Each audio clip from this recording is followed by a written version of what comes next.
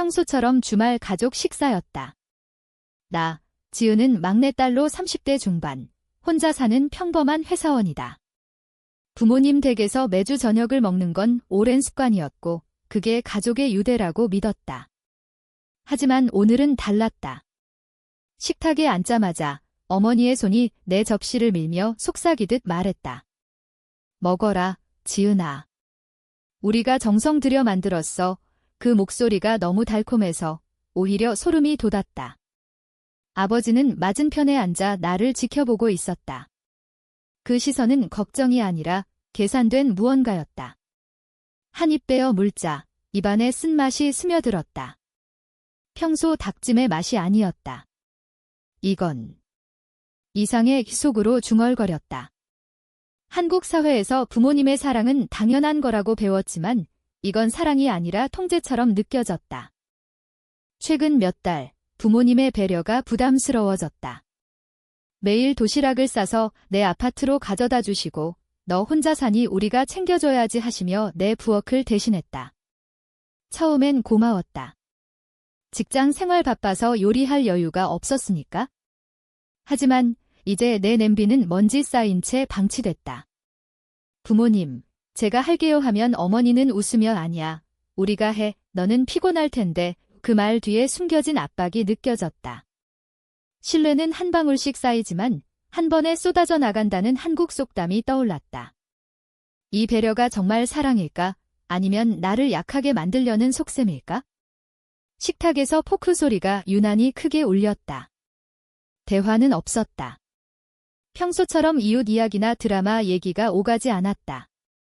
침묵이 벽을 누르는 듯 했다.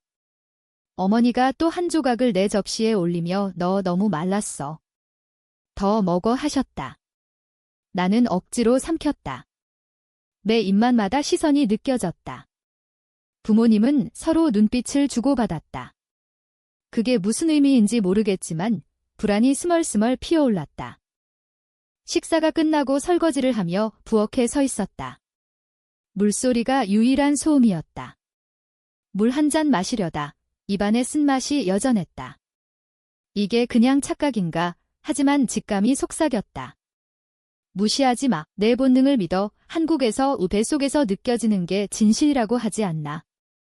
과거 가족 식사는 웃음소리로 가득했다. 고등학교 때 내 어설픈 춤 얘기, 언니가 태운 김치찌개 농담. 지금은 모든 게 연출된 듯했다. 접시를 닦다 양념 선반 옆에 작은 플라스틱 병이 보였다. 라벨이 약간 벗겨진 약통처럼 보이는 거였다. 이게 왜 여기? 심장이 쿵쾅거렸다.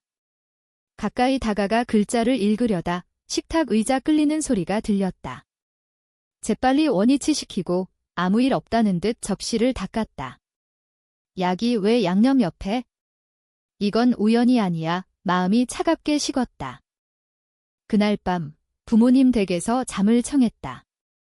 어린 시절 방 천장을 보며 불안이 가슴을 짓눌렀다. 집안 소음이 모두 경고처럼 들렸다. 과장인가? 그냥 과잉 보호일 뿐인가? 하지만 또 다른 목소리가 말했다. 더 나쁜 거일 수 있어. 눈을 감아도 잠이 오지 않았다. 깨어 있어. 관찰해. 아직 대면하지 마. 이 결국 물 한 잔 마시러 복도로 나섰다. 부엌 불빛이 새어나왔다. 가까이 다가가다. 목소리가 들렸다.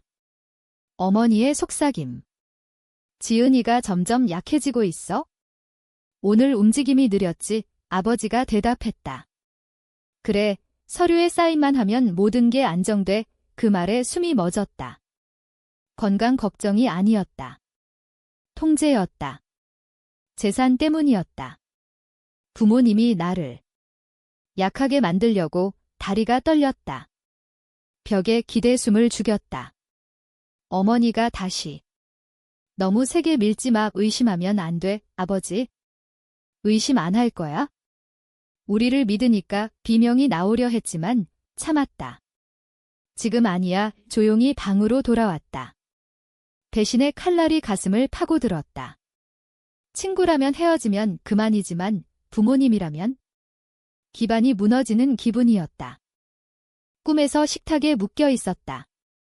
어머니가 스푼을 들고 다가오며 웃었다. 아버지가 어깨를 누르며 사인해, 아니면 후회할 거야. 방이 어두워지고 쓴 냄새가 코를 찔렀다. 헉소리 내며 깨어났다. 땀이 흘렀다. 이건 현실이야. 의 분노가 타올랐다. 약하다고? 침묵하지 않을 거야. 아침에 커피를 쥐고 창가에 앉아 속으로 다짐했다. 피해자가 되지 않겠어? 한 번 속으면 내 탓, 두 번 속으면 내 탓이라는 속담처럼 다음 수는 내가 둔다. 악몽이 사라지지 않은 다음 날, 내 아파트 주방에 앉아 커피를 홀짝였다. 부모님 속삭임이 머릿속에 맴돌았다. 약해지게 해서 서류 사인하게.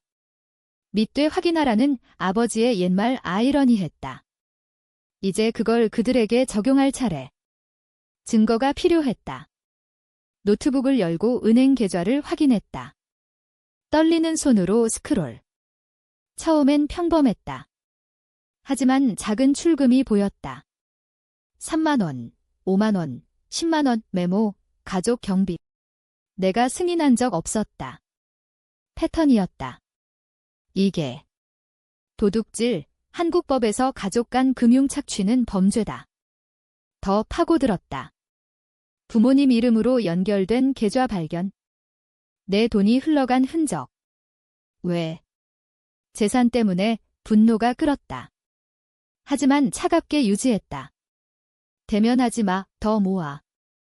며칠 후 부모님 댁에 다시 갔다. 겉으로는 순종적이었다. 맛있어요. 어머니 하지만 음식을 가방에 몰래 버렸다. 더 이상 믿지 않아 변호사 지혜를 만났다. 부모님께서 약을 넣고 재산 노리는 것 같아요. 지혜는 침착했다. 증거 모으세요. 신탁으로 자산 보호하세요. 한국법에 따라 생전 신탁 설정. 내 자산을 불가역적으로 옮겼다. 부모님 모르게. 이게 내 복수 시작. 통장 내역 프린트, 약병 사진, 대화 녹음. 모든 게 쌓였다. 부모님의 다음 움직임. 지은아, 가족 모임해. 재정 정리하자. 미끼였다. 동의했다. 이제 내 차례. 회의실에서 지혜와 기다렸다. 부모님과 그들 변호사가 들어왔다. 두꺼운 바인더 들고 이 서류 사인하면 안정돼. 그들 변호사가 말했다. 부모님께서 지원했으니 공동관리 적절. 부모님은 내 패배를 기다렸다. 하지만 지혜가 폴더를 밀었다. 이건 지은 씨의 신탁 서류. 이미 완료됐어요. 부모님 얼굴이 창백해졌다. 어머니가 소리쳤다. 이게 무슨, 아버지 턱이 굳었다. 나는 처음으로 말했다. 통제하려 하셨죠. 하지만 나를 과소평가하셨어요. 만족감과 슬픔이 뒤섞였다. 가족 유대가 법정 싸움으로. 진실은 스스로 선다. 법적 회의 후 부모님은 패배했다. 하지만 멈추지 않았다. 사흘 후 사촌 민준 집 모임. 건강과 상속 논의여갔다. 방 안 분위기 적대적. 어머니가 일어나 가슴 쥐며. 저 애가 우리를 해쳤다고 해, 아버지? 돈 훔쳤다고, 독 넣었다고 거짓말 퍼뜨려 모두 나를 봤다. 수치심에 무너지길 바랐다. 하지만 가방에서 서류 꺼냈다. 이걸 보세요. 출금 내역, 신탁증명. 헉소리가 났다. 사촌이 중얼. 맙서사. 어머니 얼굴 붉어지며. 왜곡이야. 나는 날카롭게. 사랑이라면 왜 날 지우려 해. 침묵. 언니 수진이 일어나. 미안해, 지은아. 이제 봤어. 어머니가 비명. 배신자. 하지만 조수가 바뀌었다. 그들 고립됐다. 이제 내가 아니야. 당신들이야. 대치 후 아침, 아파트에 앉아 커피 마시며. 승리는 제 맛이었다. 부모님 추락은 비극. 하지만 그들 선택의 결과. 전화가 왔다. 사촌 민준. 미안해. 과장이라고 생각했어. 이모들, 삼촌들. 우리가 잘못 봤어. 수진 문자. 부끄러워. 이제 믿어. 안도와 슬픔. 가족 유대는 깨진 채 이모가 말했다. 그들한테 돈 끊었어. 거짓말이었어. 이웃들 수군. 민호 부부가 딸 돈 훔쳤대. 그들 권이 무너졌다. 성격이 운명이라는 말처럼. 그날 밤 고요 속에 앉아 도시 불빛 봤다. 자유롭지만 외로웠다. 한국 문화에서 독립 찬양하지만 가족 끊는 고통은 말하지 않는다. 자유의 대가 빌기 쓰며 다짐. 독이 된 관계 버려? 다음 날 저녁 문 두드리는 소리 급박했다. 문 열자 부모님이 무릎 꿇고 있었다. 눈물 범벅, 옷 구겨진 채 모든 걸 잃었어. 가족이 등을 돌렸어. 도와줘, 지은아, 아버지. 파탄 났어. 내가 딸이잖아. 이 충격. 연민 스쳤다. 어린 시절 추억. 하지만 분노. 독 넣고 통제하고 이제 그걸 침묵 지켰다. 전화 울렸다. 할머니 순자. 용서할 의무 없어. 내 평화를 지켜. 눈물 고였다. 하지만 부모님이에요, 할머니. 피는 가족이 아니야. 칼날 앞에서 지켜주는 게 가족. 내가 내 편이야. 그 말에 힘 얻었다. 밖으로 나가. 독 넣으려 하시고 날 지우려 하시고 이제 자비 구해? 재회 없어요. 다시 통제 못해. 어머니 손 뻗자 피했다. 아버지. 후회할 거야. 나는. 유일한 후회는 당신들 믿은 거. 문 닫았다. 그 소리가 끝이었다.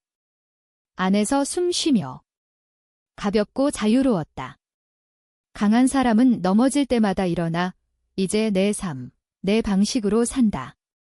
그들이 꿇었을 때 깨진 건 내가 아니었다.